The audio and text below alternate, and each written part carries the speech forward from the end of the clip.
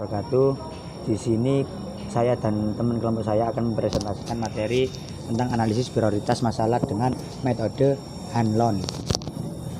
Ya, nama saya Ahmad Taifur dan teman kelompok saya ini adalah Novianti Dwi Putri. Masalah sendiri ialah kesenjangan antara keadaan yang diinginkan dengan keadaan yang nyata dan menimbulkan rasa tidak puas serta berkeinginan untuk memecahkannya, jadi kayak resah gitu ya. Untuk selanjutnya, sedangkan pemecahan masalah sendiri ialah suatu proses yang dilakukan oleh sekelompok orang dengan menggunakan metode tertentu untuk menentukan urutan dalam memecahkan suatu masalah dengan menggunakan berbagai metode. Kemudian jadi di sini ada tiga metode untuk menyelesaikan penentuan prioritas masalah. Untuk yang pertama ialah metode Delbecq, terus yang kedua metode Hanlon.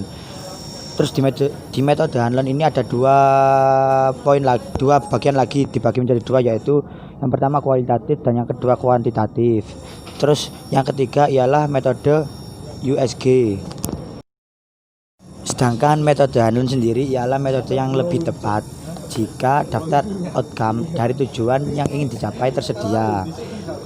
Maksudnya tersedia ialah tersedia dari daftar prioritas yang ada dengan data yang memadai dan sistem penilaian. Dan metode Hanlon itu juga lebih tepat digunakan untuk menentukan prioritas masalah kesehatan dengan memperhatikan teknik responsif di mana tujuan yang dicapai dan program jelas yang dituangkan dalam kriteria dan faktor-faktor lain yang memungkinkan. Untuk macam-macam metode Hanlon, yang pertama ialah Hanlon kualitatif, yaitu membandingkan pentingnya masalah satu dengan masalah lain melalui cara matching untuk tiap-tiap masalah. Jadi di sini lebih menggunakan cara perbandingan. Dan kriteria yang dipakai dalam metode Hanlon kualitatif ini yaitu yang pertama ialah mendesak atau urgent, terus yang kedua kegawatan atau seriousness, terus yang ketiga perkembangan atau growth. Kemudian untuk langkah-langkah menentukannya ialah yang pertama, buatlah matrik. Pastinya kan kita membuat matrik dulu, terus kemudian tulis semua masalah pada sumbu vertikal dan horizontal. Terus yang ketiga, bandingkan atau match terhadap masalah yang ada dan lakukan penilaian dengan ketentuan. Jadi tetap kita memakai perbandingan tadi ya. Untuk Hanlon ya, ini yang pertama ialah untuk Hanlon kualitatif pada tabel mendesak atau urgent. Di sini ada ISPA A, terus B diare, terus C hipertensi, terus totalnya itu ada total 2 kan, pastinya total vertikal sama total horizontal, dan pastinya yang pasti ada total. Terus untuk yang selanjutnya Hanlon kualitatif pada kegawatan atau seriousness. Terus untuk masalahnya tetap ini sama kayak yang metode mendesak tadi, Hanlon mendesak atau urgent, tetap ada ISPA A, ISPA B, terus C hipertensi, total vertikal sama ya, horizontal. Kemudian tabel Hanlon kualitatif yang growth, di sini ada tetap isinya masalahnya tetap sama dan yang pasti ada vertikal sama horizontal. Kemudian prioritas masalah di sini dipetakan menjadi 3, yaitu masalah A, masalah B, dan masalah C. Untuk penilaiannya tetap nanti ada total sama prioritasnya. Itu masalah tabel mulai dari tabel mendesak, terus tabel kegawatan, terus tabel perkembangan, itu tidak jauh beda isinya dan cara pengisiannya. Tetap nanti ada total vertikal sama total horizontal. Dan dari prioritas masalah ini tadi, yang diprioritaskan adalah yang B, karena total yang B itu yang banyak. Baik, selanjutnya yaitu ada Hanlon kuantitatif. Di Hanlon kuantitatif ini tujuannya yaitu ada 3. Yang pertama, identifikasi faktor eksternal yang dapat diikutsertakan dulu proses penentuan masalahnya. Yang kedua yaitu mengelompokkan faktor-faktor yang ada dan memberikan bobot terhadap kelompok faktor tersebut. Lalu yang ketiga yaitu memungkinkan dirubah faktor dan nilai sesuai kebutuhannya. Di Hanlon kuantitatif ini ada 4 kriteria. Yang pertama yaitu ada kelompok A, besarnya masalah, kelompok B, kemudahan dalam penanggulangan, kelompok C, kegawatan masalah, dan kelompok D yaitu faktor atau PEARL, di mana P itu property atau kesesuaian, E itu economic atau murah, A itu acceptability atau dapat diterima, R itu resource availability atau tersedianya sumber, dan yang L itu legality atau legalitas terjamin. Nah, ini ada penetapan penilaian di mana nilai prioritas dasar atau NPD ini caranya itu 1 ditambah 2 dikali 3, atau bisa juga kelompok A ditambah kelompok B dikali C dan dibagi 3. Lalu nilai prioritas total atau NPT yaitu caranya NPD dikali nilai PERL, di mana nilai PEARL ini jika nilainya ya itu ditulis 1, dan jika nilainya tidak itu ditulis 0, karena sifatnya PEARL ini kayak pertanyaan gitu. Nah, setelah diketahui prioritas masalahnya, maka dicari akar permasalahannya atau penyebab masalahnya, khusus untuk masalah yang telah diprioritaskan.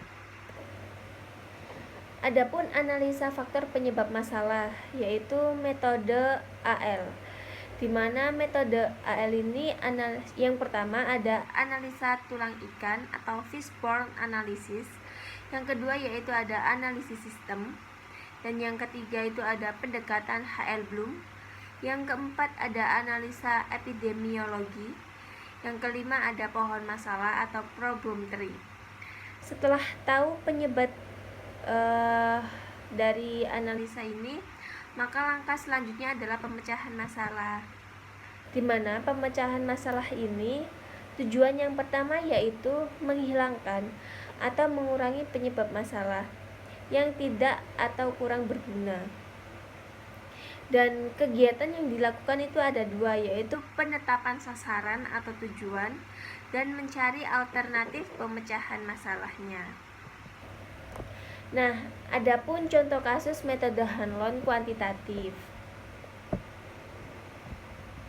di mana setelah ditemukannya masalah kegiatan program dengan menentukan hasil kegiatan yang pencapaiannya itu kurang dari 100%, langkah selanjutnya itu menentukan prioritas masalahnya itu tadi.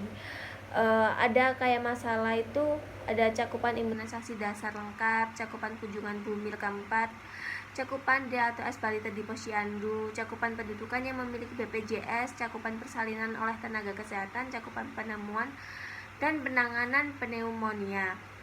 Nah, dari beberapa masalah ini adapun pencapaiannya tersendiri dan adapun juga targetnya tersendiri.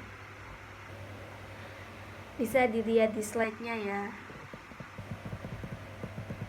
Lalu contoh tabel Hanlon kuantitatif ini yang kriteria A, besarnya masalah itu menentukan besar masalah dengan cara menghitung selisih persentase pencapaian hasil kegiatan. Jadi masalah yang sudah saya sebutkan tadi itu kan ada pencapaiannya.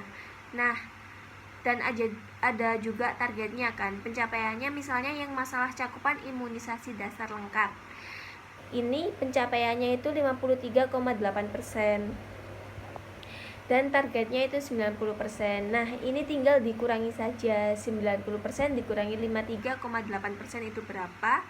Nah, itu nanti jadi besarnya masalah ini tadi. Nah, nilainya ini nanti kan ada nilai 4, 3, 2, 5, 1 ini tergantung oleh kelompoknya yang menilai ini nanti. Jadi misal besar masalahnya 36,2%, tergantung kelompoknya mau menilai berapa. Misalnya 4 kayak gitu. Adapun juga yang kedua yaitu kriteria B atau kelompok B, kegawatan masalah, di mana keganasan dinilai sebagai berikut. Ada sangat ganas itu 5, ganas 4, cukup ganas itu 3, kurang ganas itu 2, dan tidak ganas itu 1. Terus juga ada tingkat urgensi, di mana dinilai sebagai berikut, yaitu yang pertama ada sangat mendesak itu dinilai 5, mendesak dinilai 4, cukup mendesak dinilai 3, dan kurang mendesak dinilai 2, dan tidak mendesak dinilai 1. Nah, ini tinggal dinilai saja. Misalnya cakupan imunisasi dasar lengkap, ini dinilai keganasannya itu 4. Terus tingkat urgensinya itu 5. Nah, ini tinggal ditotal saja dan nilainya nanti jadi 9.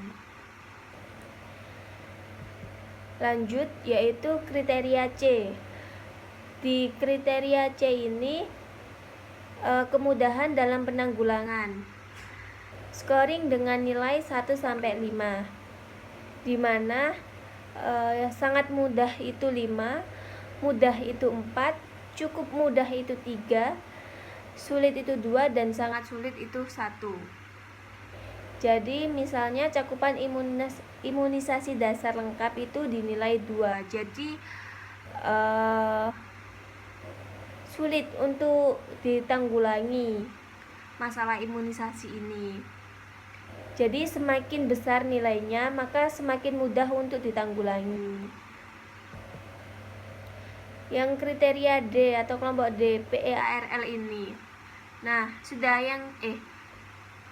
seperti yang saya jelaskan tadi, PEARL ini kalau waktu ditanya itu jawabannya iya, maka dinilai 1. Kalau jawabannya 0, maka dinilai. Kalau jawabannya tidak, maka dinilai 0. Dan totalnya ini nanti PEARL ini dikali semua. Nah, penilaian prioritas masalahnya ini nanti tinggal dikalikan seperti cara yang sudah saya jelaskan tadi, di mana A ditambah B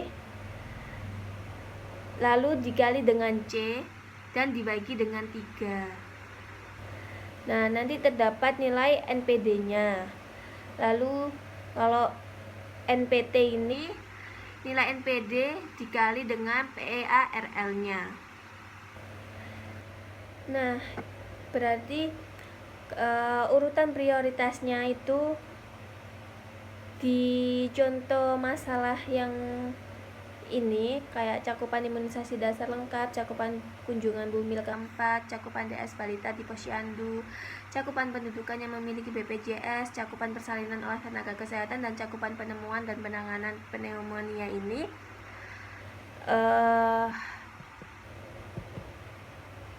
tinggal diurutkan saja. Jika yang pertama itu berarti dia yang harus diprioritaskan. Seperti urutan yang pertama ini ada cakupan kunjungan bumil keempat, berarti ini yang harus diprioritaskan karena lebih banyak. Seperti itu. Baik, sekian dari kami. Maaf apabila ada salah kata dan kurangnya dari materi kami. Dan jika ada yang ditanyakan, maka langsung saja ditanyakan di forum diskusi. Sekian dari kami. Wassalamualaikum warahmatullahi wabarakatuh.